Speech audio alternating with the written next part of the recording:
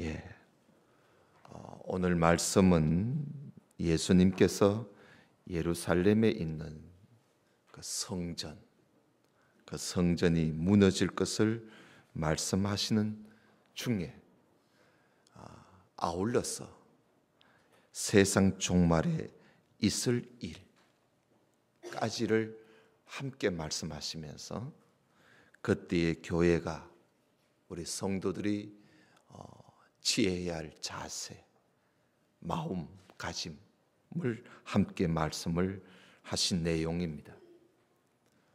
인류에게는 마지막이 있습니다. 세상에는 종말이 있습니다. 만년, 천년, 만년 계속 가는 것이 아닙니다. 성경은 분명히 이 세상은 마지막이 있다, 종말이 있을 것을 분명히 말씀을 하고 있습니다. 그러나 세상 많은 사람들은 이 세상이 계속 가는 줄로만 알고 있습니다. 그러나 반드시 종말은 옵니다. 그래야만이 우리가 영생을 누리게 되는 것입니다. 세상의 종말이 언제일까? 언제쯤 종말이 올까? 그 때는 아무도 모릅니다. 성경도 말씀하고 있지 않습니다. 흔히들 어떤 사람들이 몇 년도, 매월, 며칠, 심지어 그렇게까지 시간까지 말하는 사람도 있습니다만은 그거는 성경이 말씀하는 바가 아니고 그 사람 스스로 나름대로 말을 하고, 그래서 그것은 거짓일 수도 있고 사기를 치는 수도 있고 또 그런 일들이 역사적으로 많이 있었습니다. 하나님 외에는 아무도 모릅니다. 천사도 모르고요. 심지어 종말 때 예수님이 오시는데요, 그 주인공 예수님조차도 자기는 어느 때 어느 시에 갈련지 모릅니다. 하나님께서 가라 하면 오시는 것이지요. 다행히 예수님께서 종말의 때는 말씀하시지 않지만 종말에 있을 징조는 우리에게 말씀해 주셨습니다. 종말의 때를 미리 대비해서 우리가 살아가도록 하기 위해서, 그래서 하나님께서는 종말이 있기 전에 또 종말이 가까워지면 어떤 징조가, 종말이 매우 가까웠다는 징조가 있을 것을 말씀해 주셨어요. 그래서 우리는 그저 그 징조를 보고 또 징조를 느끼면서 종말이 가까웠구나, 그러면서 예수님이 오실 일이 매우 가까웠구나 하는 걸 우리가 이제 알고 준비할 수 있습니다. 그걸 모르면 우리가 준비가 미처 준비를 하지 못해서 정작 예수님 오셨을 때에 예수님을 맞이하는 우리의 모습이 얼마나 초라하고 얼마나 참 황당하면서 또 이리저리 또 방황하면서 얼마나 그 모습이 참 우리가 생각만 해도 그 모습이 참 불쌍한 모습이 될 것입니다. 그러나 징조를 보면서 주님이 오실 날이 다 됐구나 해서 미리 준비해 있다가 우리 주님 오실 때 일어서서 주님을 바라보며 찬양을 하면서 주님을 우리가 아주 기쁘게 맞이하는 이 모습은 얼마나 아름답고 얼마나 참 복된 모습이 아닌가. 그래서 징조를 안다는 것은 참으로 다행스러운 거예요.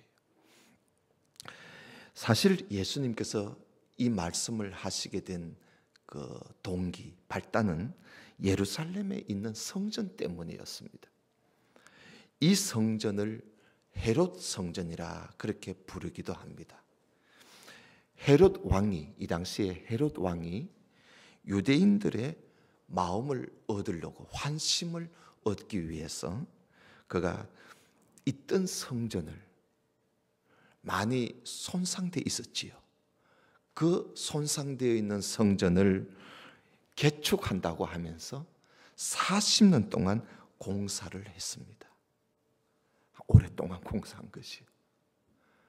오랫동안 그 성전을 40년 동안 개축하면서 거의 새로 짓다시피 했습니다.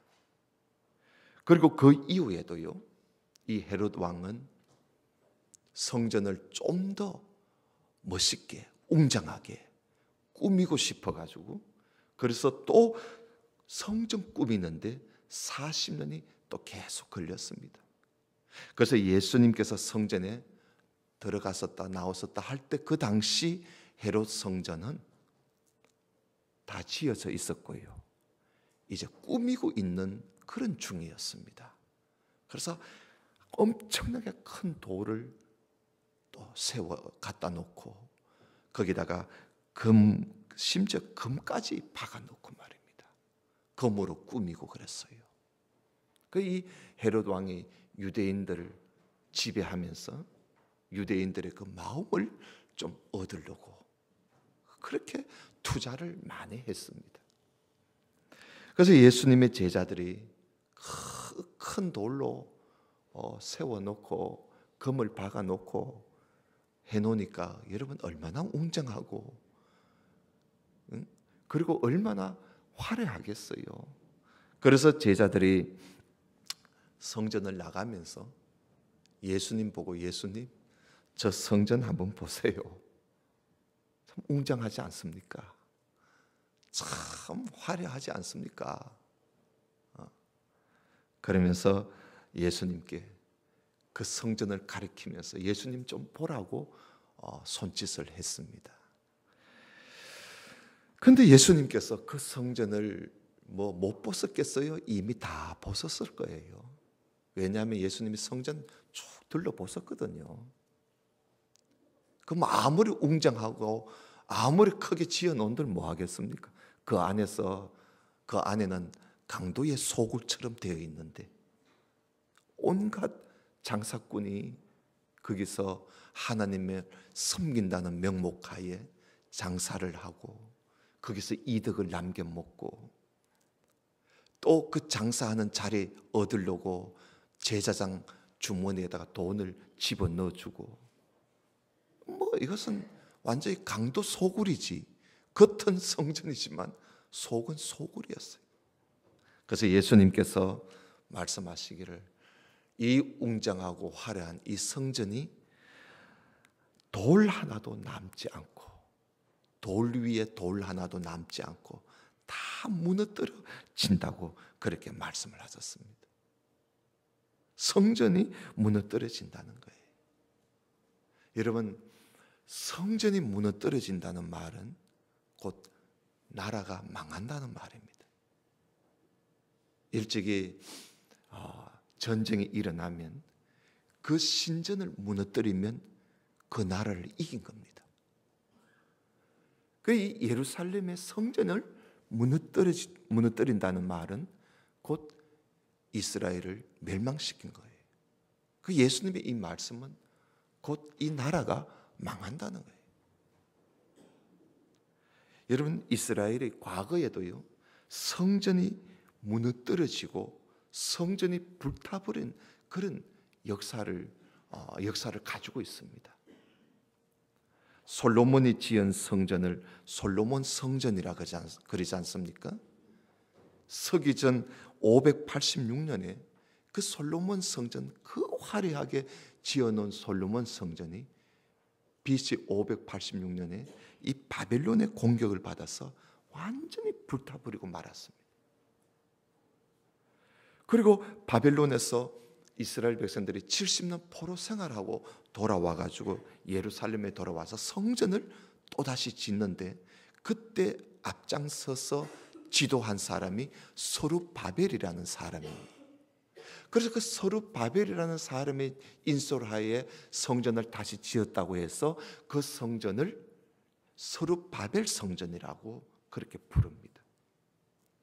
그런데 이 서룹바벨 성전이요, 세워져 있는데 그것도 얼마 가지 않았어?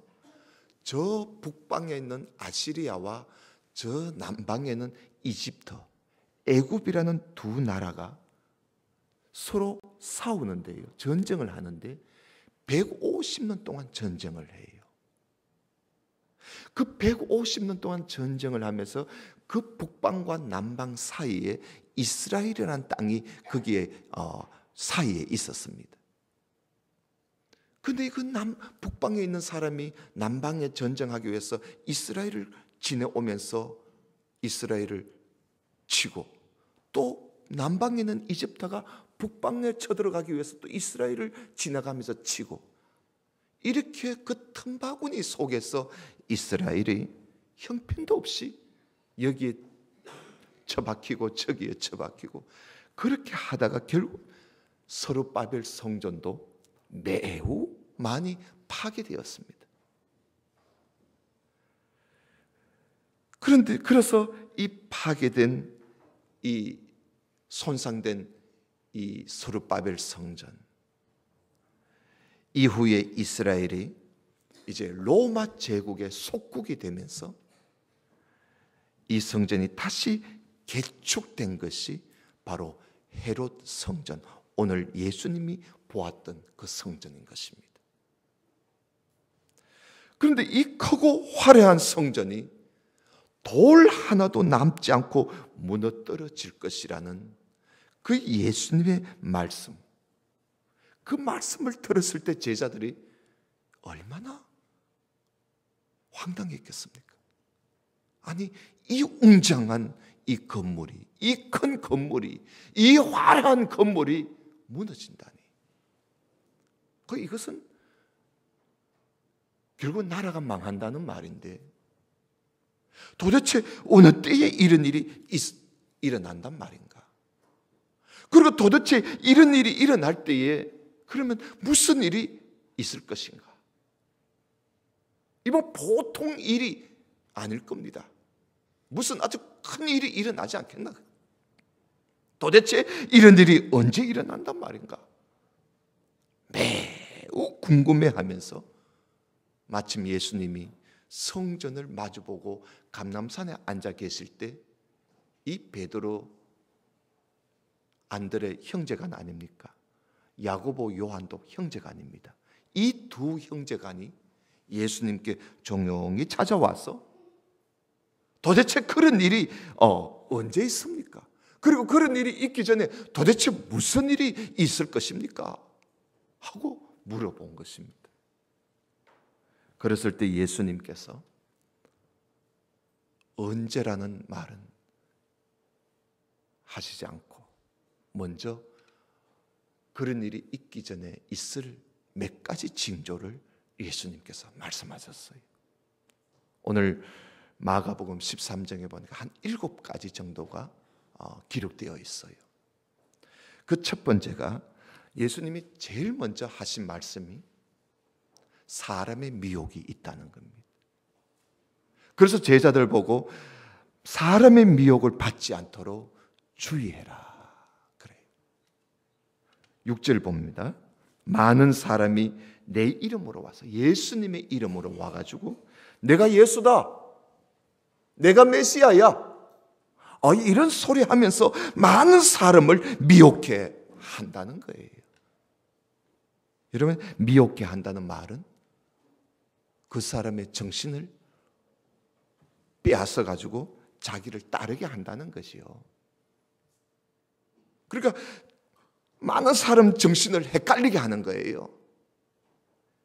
신앙을 헷갈리게 하는 거예요. 믿음을 헷갈리게 해가지고 자기를 따르게 만드는 그런 사람의 미혹이 있을 것이다 그래요. 그게 참 거의 마지막 종말이 올 때까지 이런 일은 계속 있을 것을 말씀하고 있습니다. 여러분, 요즘 우리가 살고 있는 우리 시대에도 보면 얼마나 사람들의 미혹이 많습니까? 예수님의 이름으로 종교라는, 기독교라는 탈을 쓰고 말입니다. 사람들을 미혹하는 거예요. 정신을, 그 신앙을 빼앗아가는 거예요. 한겨레 신문에 보면요, 이런 조사한 내용이 있는데, 우리나라에서요, 자기가 하나님이라고 말을 하는 사람, 내가 하나님이다 라고 말을 하는 사람이, 이게 2013년도에 조사한 내용인데요, 뭐 지금은 조금 더 있겠죠. 내가 하나님이라고 말을 하는 사람이 우리나라에 20명이 된대요. 맞지요? 20명이나 된대. 그리고요, 또 놀라운 것은 내가 재림 예수야, 내가 재림 예수라고 하는 사람이 우리나라에 50명이나 있답니다. 50명. 그리고 또 저 신천지 이만희처럼 말입니다, 내가 보혜사 성령이야 라고 말을 하는 사람이 2사람이나 있대요. 그러면 다 합하면 70명 넘지요. 우리나라만 그래요. 우리나라만 내가 예수다, 내가 재림 예수야, 내가 메시아야, 내가 하나님이야, 내가 성령이야 라고 하면서 사람을 미혹해 하는 사람들이 우리나라만 해도요 70명이 넘어요. 앞으로 더 있었겠지요. 앞으로 이런 일이요 더 있을 겁니다. 그래서 여러분, 우리가 예수님이 말씀하시지요, 그런 유혹, 그런 미혹을 받지 않도록 주의해라. 그럼 우리가 할 일은 주의하는 길밖에 없어요. 조심해야 돼요. 조심해야 돼. 그 조심하려면 우리가 성경 많이 읽고요, 먼저 우리가 분별력을 가져야 돼요. 그 다음에 또 있을 일은요, 예수님이 난리와 난리 소문을 너희가 들을 것이다. 난리와 난리 소문. 그런 소문을 듣더라도 두려워하지 말라 그래요. 여러분 8절을 한번 볼까요? 민족이 민족을 치는 거예요. 폭동이지요. 민족이 민족을 치면 이건 폭동이야. 나라가 나라를 대적하면 이건 전쟁이지요. 처처에 지진이 있고 기근이 있고 말이지요. 요즘은 또 전염병도 있지요. 이것은 시작에 불과한 거예요. 이런 난리와 난리의 소문이 여러분 끝없이 지금도 일어나고 있습니다. 이거는 종말에 있을 일 중에 하나예요. 여러분 마지막 때에는요, 이것보다 더 심한 그런 난리가 일어날 거예요. 이런 일이 있더라도 예수님이 말씀하시기를 두려워하지 말래요. 두려워하지 마라. 아마 오늘 교회들마다 아마 서울 쪽에는, 경기도 쪽에는 예배당이 많이 비었을 것 같아요. 그렇지 않겠어요? 메르스라는 이 전염병 때문에. 심지어 서울의 삼성병원까지 지금 야단났잖아요. 이런 어려운 중에 있어요. 근데 우리가 이것도 종말에 사는 오늘 우리에게 있을 하나의 징조구나. 특히 우리나라가 지금 세계에서 지금 첫째 다음으로 지금 이렇게 전염병에 일어나서 허둥지둥 되고 있어요. 여러분, 이게 우리나라가 지금 서울 쪽에는 동성애 축제를 열고 6월 달에 2번이나 열어요. 서울시장에 허락을 해줘가지고 서울 바닥에서 벌거벗고 다니는 거예요. 남자 여자들이. 남자끼리 키스하고 부둥켜 안고 뒹굴고, 여자가 여자끼리 키스하고 엉켜 사는, 로마서에 그런 말씀 나오지요. 이런 짐승 같은 행동이, 그것도 축제라고 서울시에서 허락을 해주고 지금 준비하고 있잖아요.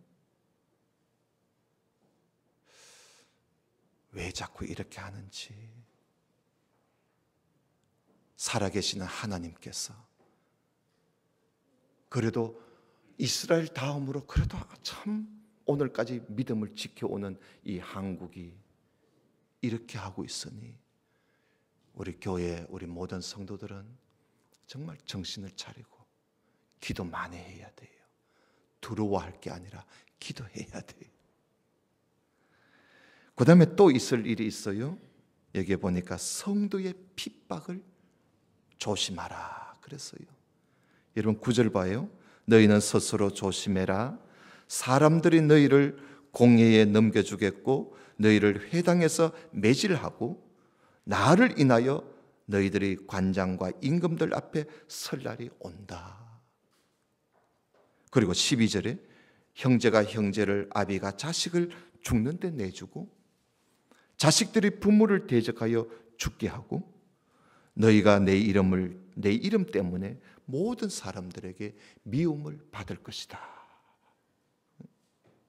이런 성도들이요, 이 마지막 종말이 가까우면 가까울수록 우리 성도들이 사람들한테 미움을 받아요.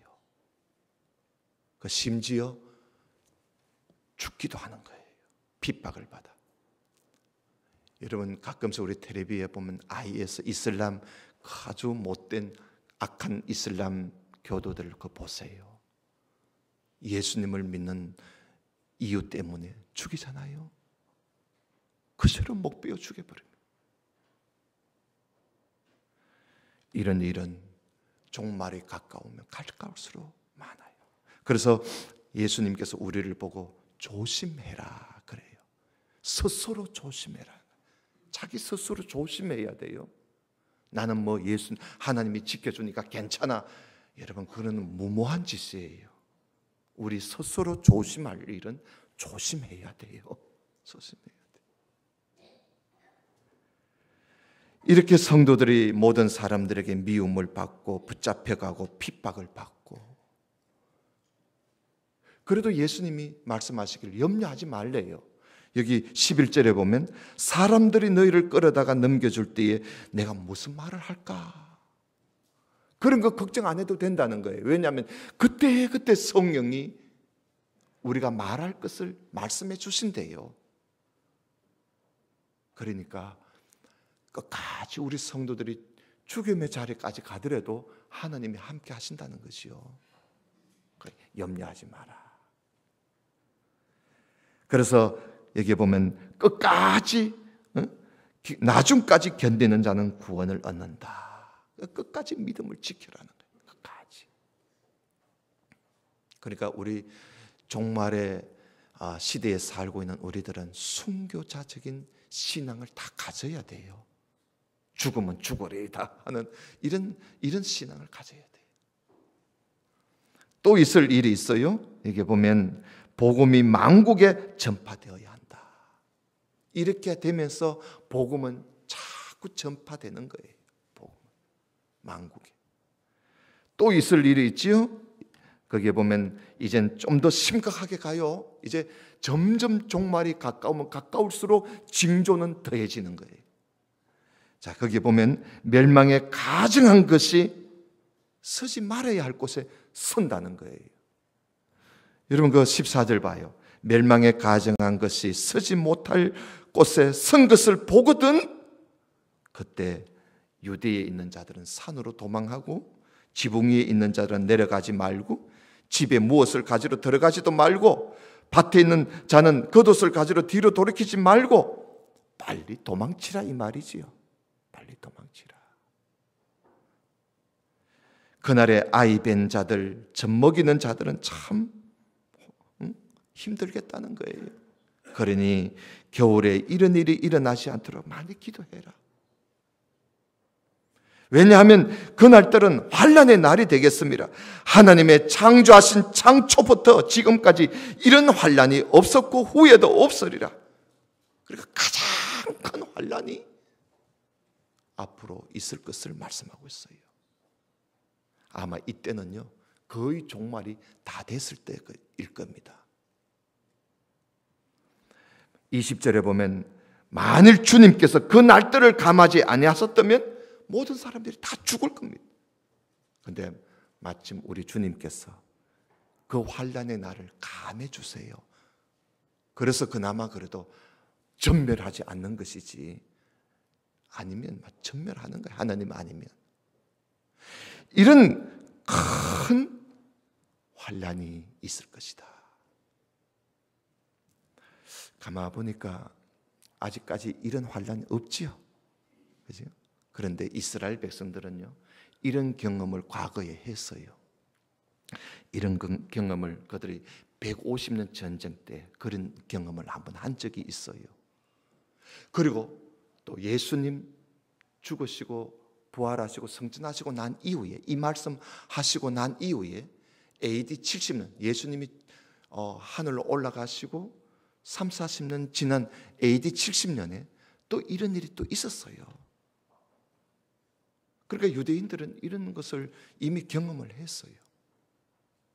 그런데 이런 일과 같은 그런 큰 일이 앞으로 또 있을 것이라는 거예요. 그리고 이게 종말의 하나의 현상이지요. 근데 여러분, 우리가 가만히 생각해 봐도 아직까지 이런 일은 아직까지 일어나 있지 않지요. 그러나 우리가 언젠가 멸망에 가증한 것이 거룩한 곳에 선 것을 볼 날이 올 거예요. 이 날이 바로 마지막 때가 다 되는 것이지요. 그래서 여러분, 이스라엘 예루살렘에 가면 황금 돔으로 이렇게 번쩍번쩍거리는 황금 돔이 있어요.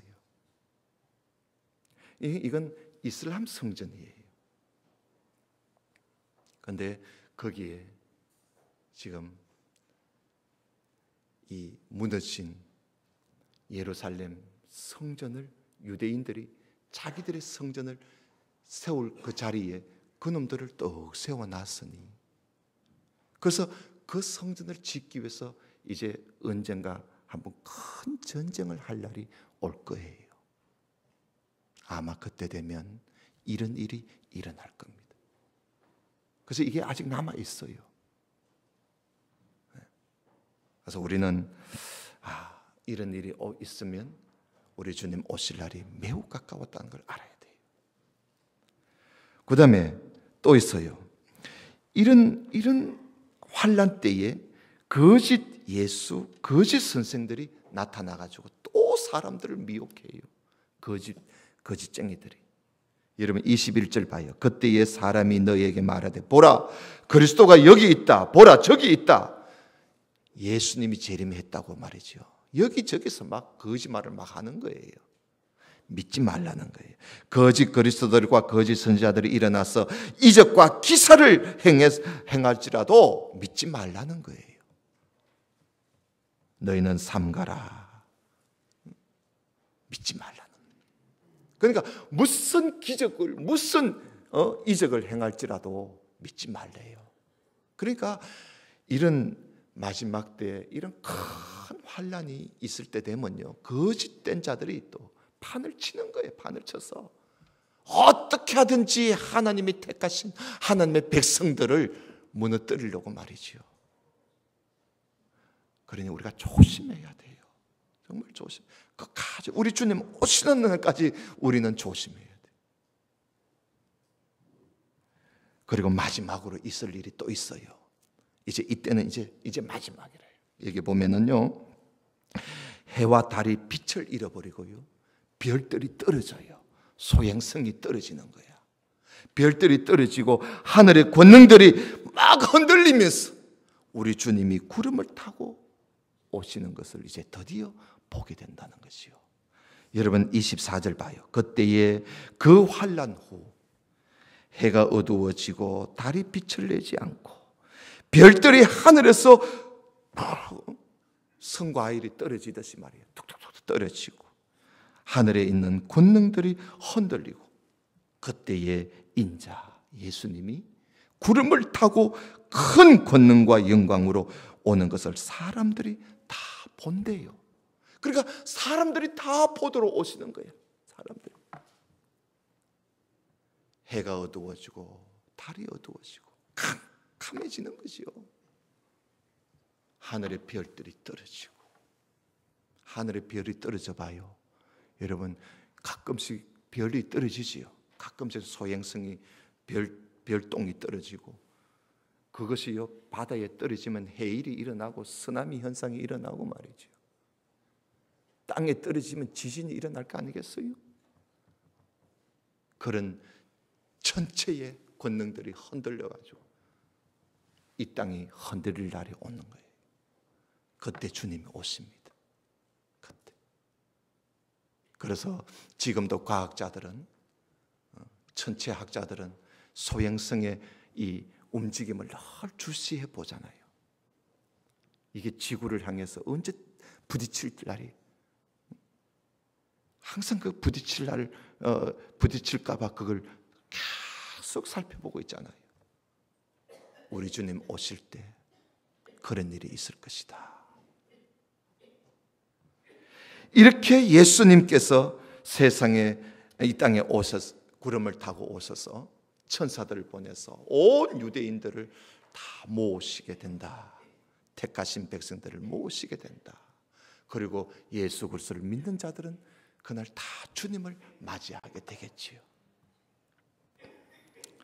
이렇게 예수님께서 세상 종말 때에 있을 일을 이렇게 말씀해 주셨어요. 그래서 예수님께서 하신 말씀이 자, 무화과 나무가 그 가지가 참 연해지고 잎이 이제 막 숭숭숭숭 나면 야, 여름이 가까운 줄을 너희들이 알지 않느냐. 이처럼 이런 일이 여기저기서 자꾸 일어나거든. 예수님의 재림이 곧 있을 줄을 알아라. 예수님이 그렇게 말씀하셨어요. 그래서 29절에 보면 이와 같이 너희가 이런 일이 일어나는 것을 보거든 인자가 예수님이 가까이 곧 문 앞에 이런 줄을 알아라. 곧 가까이 온 줄 알아라. 32절 봅시다. 그러나 그날과 그때는 아무도 모르나니 하늘에 있는 천사들도 아들도 모르고 아버지만 아시느니라. 주의해라. 깨어 있어라. 그러니까 우리는요 주님 오실 때까지 그저 깨어 있어야 돼요. 그때가 언제인지 알지 못함이니라. 가령 사람이 집을 떠나 타국으로 갈 때에 그 종들에게 권한을 주어서 각각 사물을 맡기고 문지기 보고 깨어 있어라 하고 명하는 것과 같이 너희들도 깨어 있어라.